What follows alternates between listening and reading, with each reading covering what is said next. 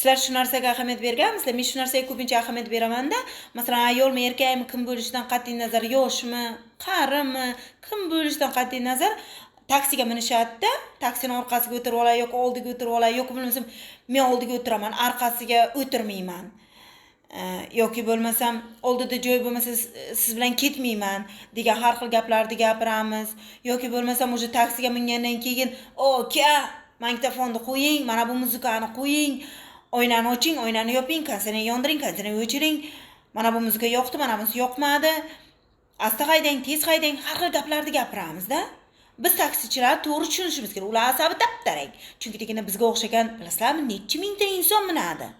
Har kuni 100 ta minsa ham, u bir oyda 3000 ta bo'lib ketdik biz. U 3000 xil insonni ko'rdi. Biz uni ham to'g'ri tushunishimiz kerak. Yana biz istagan muzikani topib bera olmadimi? Biz uni pulni mana bunday qilib tashab ketamiz. Nima uchun? Nima sababdan? U halol mehnat qilyapti, u taksichi. Siz nima qilyapsiz? Uni mensimasdan pulni tashab ketib, mashina ichiga o'tirganingizda uni asablarni tap-tarang qilib bo'ldingiz. Yetar. Nimaga erishmoqchisiz? Qanaqa obro' olmoqchisiz? Hech qanday obro' ola olmaysiz. Siz faqatgina bir insonning qalbini o'rtyapsiz. Sizning haqqingiz yo'q unga mana bunaqa qilib pulni tashab ketishga. U o'zining mashinasida, buni yodingizdan chiqarmang. Sizda shu mashina ham yo'q-ku.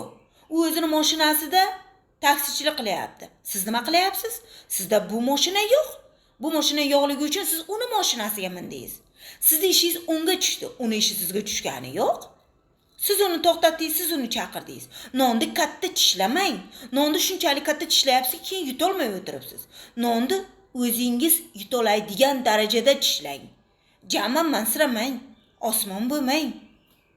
Taksichi ham sizga o'xshagan, menga o'xshagan inson.